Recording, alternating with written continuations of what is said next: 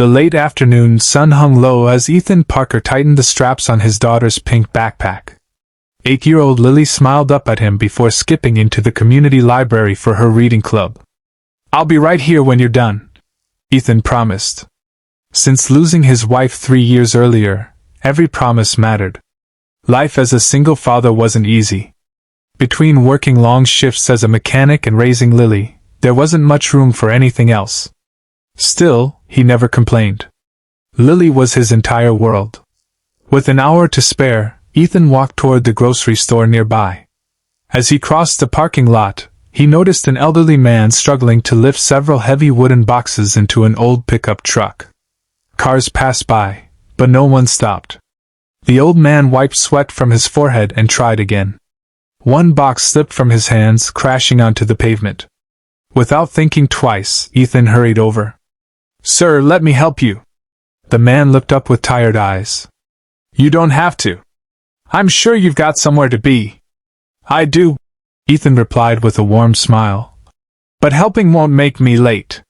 For the next 20 minutes, Ethan loaded heavy boxes, secured them with ropes, and even fixed a loose tailgate latch using a wrench he carried in his truck. The old man watched him carefully. "You're good with your hands." "I'm a mechanic." "And a good man," the stranger added quietly. When everything was finished, the elderly man reached into his wallet. "Please let me pay you." Ethan immediately shook his head. "No, sir. My dad taught me that kindness isn't something you charge for." For a long moment, the old man simply stared at him. Then he smiled. "Not many people still believe that."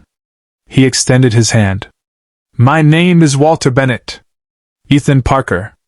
Walter nodded as though committing the name to memory. "I hope life rewards your kindness someday." Ethan laughed softly. "It already has.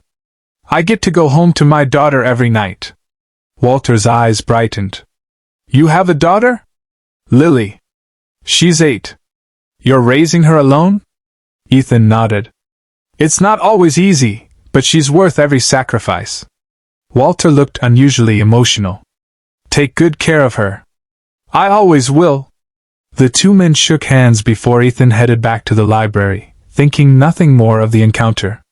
Meanwhile, Walter remained seated inside his truck for several minutes, staring thoughtfully at the young father's fading figure. He reached for his phone and dialed a number. "I think," he said quietly, "I've finally met the man I was telling you about."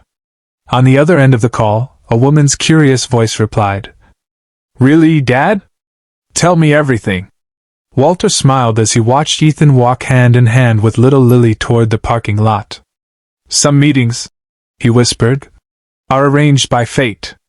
The next morning, Ethan was already under the hood of a customer's pickup truck when his phone buzzed. He wiped the grease from his hands and glanced at the screen. The number was unfamiliar. "Hello? Is this Ethan Parker?" "Yes. This is Walter Bennett. We met yesterday in the grocery store parking lot." Ethan smiled. "Of course. How are you, Mr. Bennett?" "I'm doing well, thanks to you. I was wondering if you'd have lunch with me today. There's something I'd like to discuss." Ethan hesitated. His lunch breaks were short, and every minute mattered. "I don't know. It won't take long," Walter said kindly. "Please." Something in the old man's voice convinced Ethan to accept.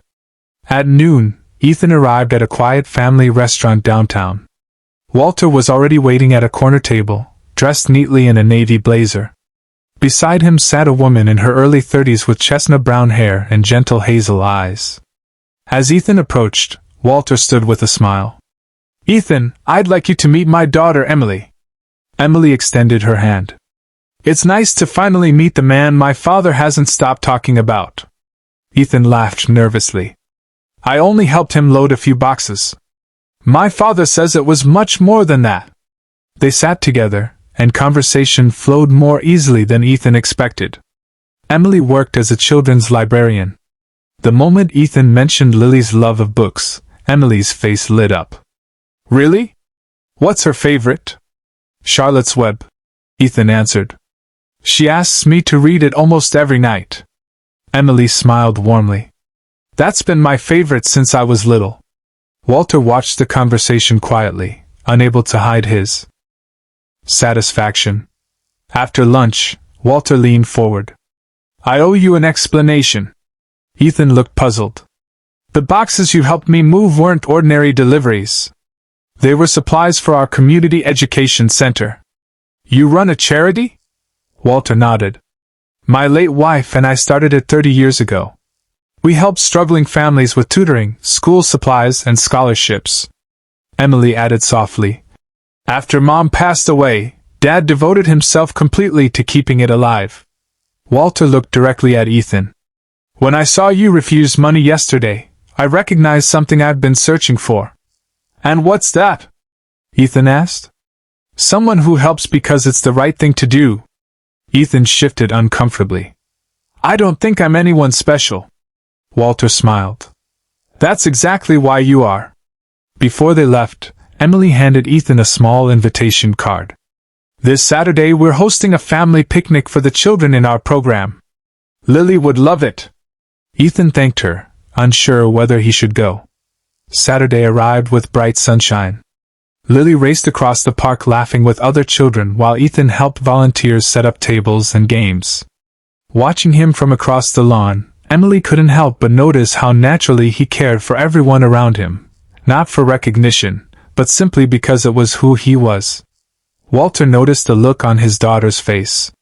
He smiled to himself. Perhaps fate had brought Ethan into their lives for a reason. Just then, Walter's phone rang. His expression changed the moment he answered. What? When? Are you certain? He slowly lowered the phone, his face pale. Emily hurried over. Dad, what's wrong? Walter looked at both of them with worried eyes. Our education center. He paused. May have to close forever. The laughter around them continued, but for the three of them, everything suddenly felt very different. Silence settled over the picnic table as Walter lowered his phone. Our biggest donor has withdrawn their support, he said quietly. Without that funding, the education center will have to close by the end of the month. Emily's eyes filled with disappointment. But hundreds of children depend on this place, she whispered.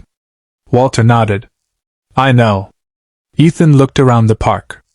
Children were laughing, reading books, and playing games, many of them wearing backpacks the center had provided. It wasn't just a building at risk. It was a lifeline for countless families. There has to be another way, Ethan said. Walter managed a faint smile. We've tried everything. That evening, Ethan couldn't stop thinking about the center. After Lily went to bed, he opened his laptop and created a simple online fundraiser. He wrote about the kindness he had witnessed, the children whose lives were being changed, and why the community couldn't afford to lose such a special place.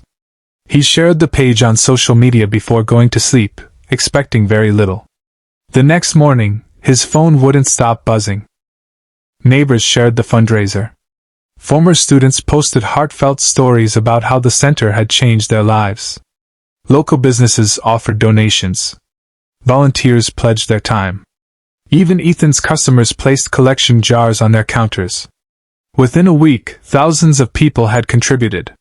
When Walter saw the total, tears streamed down his face. I never imagined so many people still cared. They do, Ethan replied. Sometimes people just need someone to remind them that one act of kindness can inspire another. A few days later, the community gathered outside the education center for a celebration. Thanks to the overwhelming support, the center would remain open, not just for another month, but for years to come. Walter stepped onto the small stage. I've spent my life believing kindness creates ripples, he told the crowd. This young man proved it. He invited Ethan beside him as the audience applauded. Then Walter turned to his daughter with a knowing smile. Emily, I think there's something you've been meaning to say. Emily laughed, slightly embarrassed. There is. She faced Ethan. When Dad first told me about the stranger who refused payment just to help him, I thought he was exaggerating. Ethan smiled. I wish I could say I was that impressive. You are, Emily replied. Not because you helped him, but because that's simply who you are. Over the following months, Ethan and Emily spent more time together. They organized book drives, family events, and reading programs for the children. Lily adored Emily, who quickly became her favorite reading partner. One evening, after another successful fundraiser, the three of them sat on a park bench watching the sunset. Lily reached for Emily's hand. "Do you think you'll always be part of our family?"